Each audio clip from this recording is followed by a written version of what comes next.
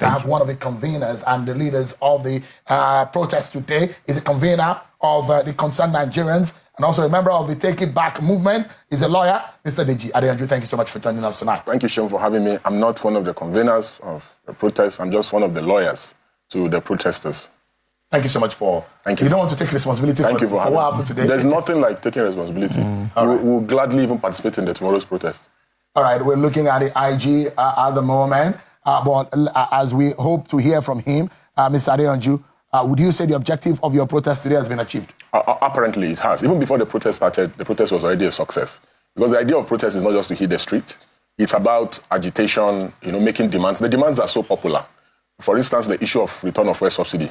Why are you giving governors all the money when you can, directly give the poor people and give the economy the money? After all, once the governors take the FAC, they actually give a token to the local government and overhead cost, and they almost instantly change the rest to dollars and stockpile it, which is unfortunate. The president thinks he's trying to save the nation by saving money. Even before the president started giving the governors triple of their monthly allocation, the governors were alleged of stealing money meant for their state. So why then give them more? Why then give them more of this money? So why? Because the reason why there's hyperinflation in the country is because fuel directly affects... Sorry, Comrade Adeyanju, let me pause you for a moment. Let's listen to the IG. We go live now to the police headquarters where the Inspector General of Police, Kayode Egbetokun, is now briefing the nation.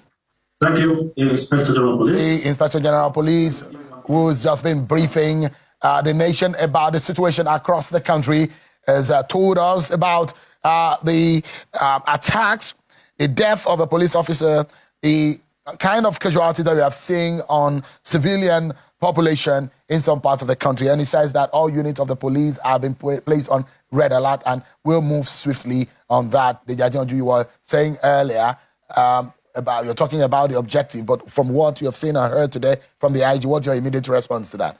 The IG's presser was filled with threats to the Nigerian people. It's completely unacceptable. The IGP does not have the right to donate or withdraw the right to protest to Nigerians. Neither does he have the right to even set guidelines on how people should protest. We had made him know this in our interaction with him a couple of days ago. It is also unfortunate that the IGP should be held responsible for all the violence that happened today in many parts of the country. I'll give you an instance and a simple example of the FCT. In the FCT, the people were hailing the military in Maraba because they were extremely professional. But they were the ones that provoked the attack in Maraba because they just unprovoked, they just started attacking peaceful protesters and shooting at them. So the people reacted by booing them and by running to save their lives. How is that an attack on the police? And I challenge the IGP to bring the details of the police officer that he claimed was killed in any part of this country today. That it is a big lie. No police officer was killed today. Today alone, the IGP and his men killed several protesters in Borno. They killed several unarmed protesters in Kaduna. They killed protesters in Suleja. These guys should start... These reports you're getting from your people on the ground? They are all in the news. All on social media. Videos and documentary evidence to back up all these claims. Some of which... Of people that have died. And that's why we challenge the Inspector General of Police to provide the details and particulars of the officer that he said died. Honorable, let me bring you into the conversation. What would be your immediate reaction to what the police of the IG has said? Well, I can't act on what the IG have said. I'm a representative of the people.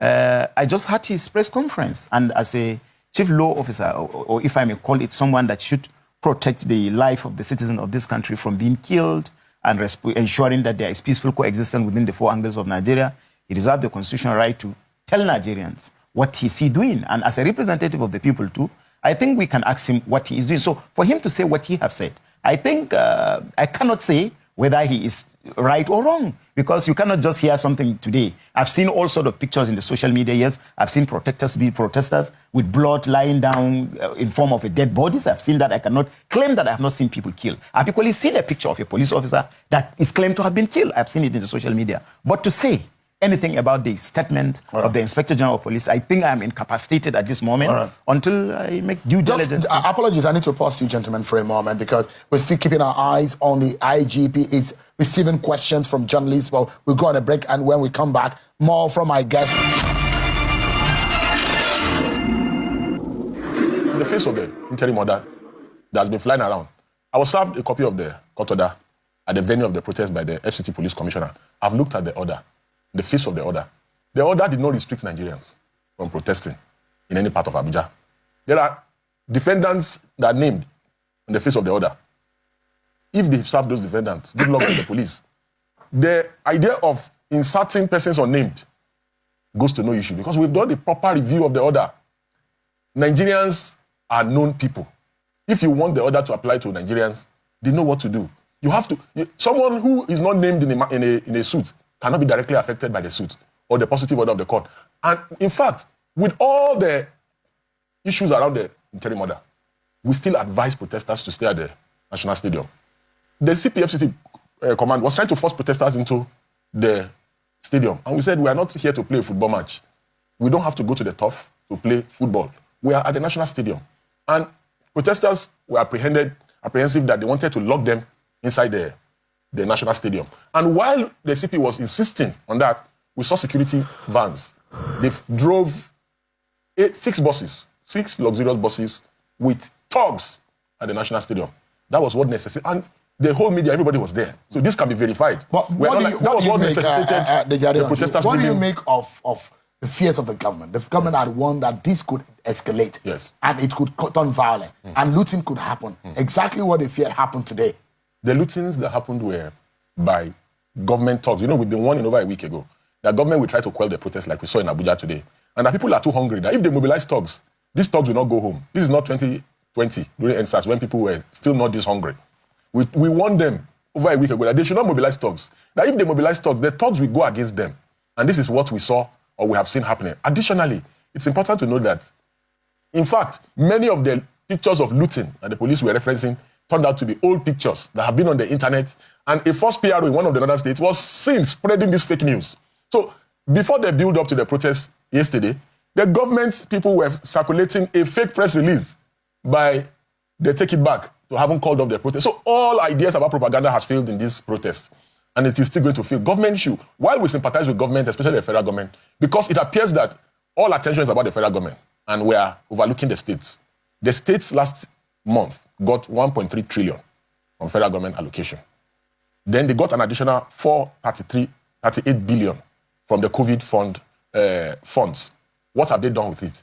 These states, they loot the treasury, they are not accountable. So Nigerians should also make specific demands on the on the politicians. Additionally, sir, it is important to state that whether anybody likes it or not, the protesters have defined demands. If the president begins to meet some of the demands today, in fact, we had said that... What are these demands? Yes, issue of returning fuel subsidy. It is better to subsidize for the Nigerian people than to be subsidizing for politicians. We are subsidizing for the governors. It is not a sustainable approach to governance. If you subsidize, and every nation in the world does subsidy of some kind, even the developed nations. So if we subsidize fuel, it directly affects almost everything that has to do with our economy. We are also saying that politicians should not be paid wages. It should be a part-time job. Which of them? The National Assembly?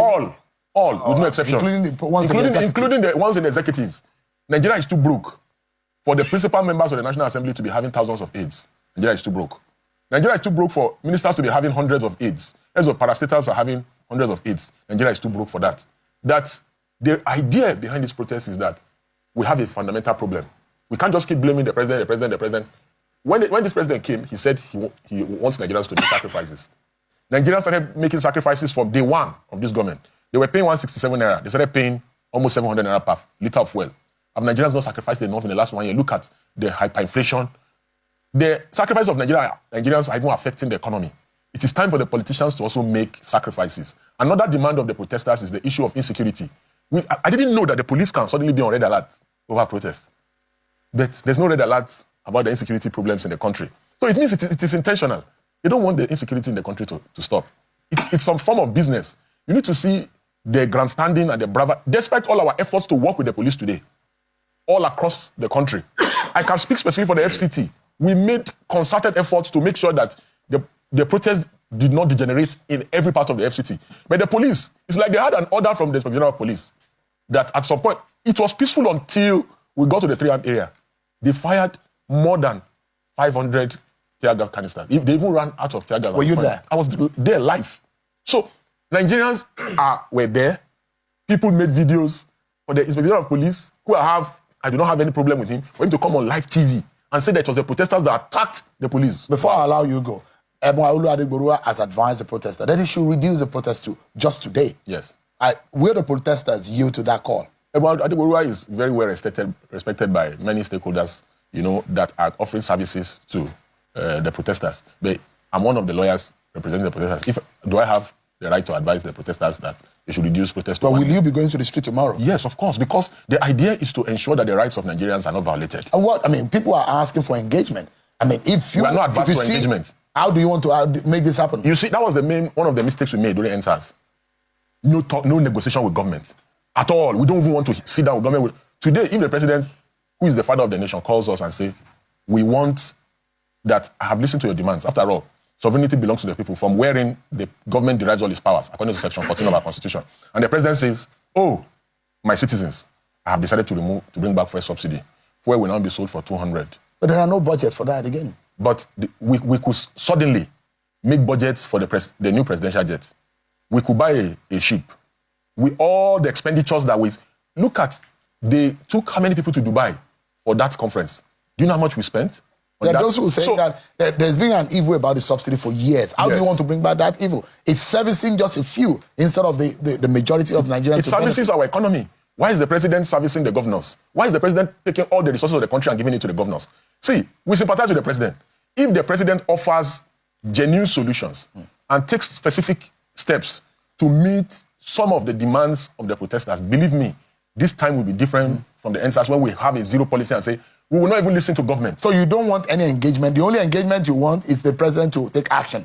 The president... You don't want to sit down with the president. We will engage the president when we know that at least... This is what the protesters are saying. Because I confer with them. I was conferring with them even on my way here. And I'll still begin to confer with them immediately. We've taken the offers for engagement because government has continually putting out the offer for engagement. However, the protesters are saying, before we go and meet the president, before we engage, even FCT minister who was grandstanding the day before yesterday, is now saying that they want to engage the protesters. Before him and Asai Dokubo said protest will never happen. So the idea is, before we go for any engagement, let's have specifics. As a responsible government, these are the steps we are willing to take. Protesters will say, yeah, and believe me, in all of this, the government should be most worried about the unannounced protest, which is inevitable with the way the country is being run. Thank God that these protests have a date. It has timelines, they have demands. That's why the IG is still issuing threats on national TV. Let us be more worried for the unannounced protests that will not have date and that will not have time. Finally, before I allow you to go, because I know that you said you want to run now, the big question is that orders have been given, don't move beyond it. Are you worried about the flouting of those orders? As a lawyer, I am, as a lawyer. Because it is our duty to advise the protesters. And you know that the Constitution is explicit. It said sovereignty belongs to the people. And you know the voice of the people is the voice of God. A government exists because of the people. It's very simple. The Court of Appeal has ruled in the ANPP case, which Leonard Senior Femi Falana litigated for the then ANPP, Buhari and others that were tear-gassed in Kano, that you cannot restrict protesters to a specific place. So while I am advising the protesters to take steps like they did today, all they need to show is that they've taken steps to comply with the order by being at the Moshood Abiola. The government brought thugs and government forced them out of the place. So their further actions can be explained within the context of the rule of law. So you and your friends, as you advise, they will be going out tomorrow. Yes. And you want government to take action. Those are your plans. We are looking for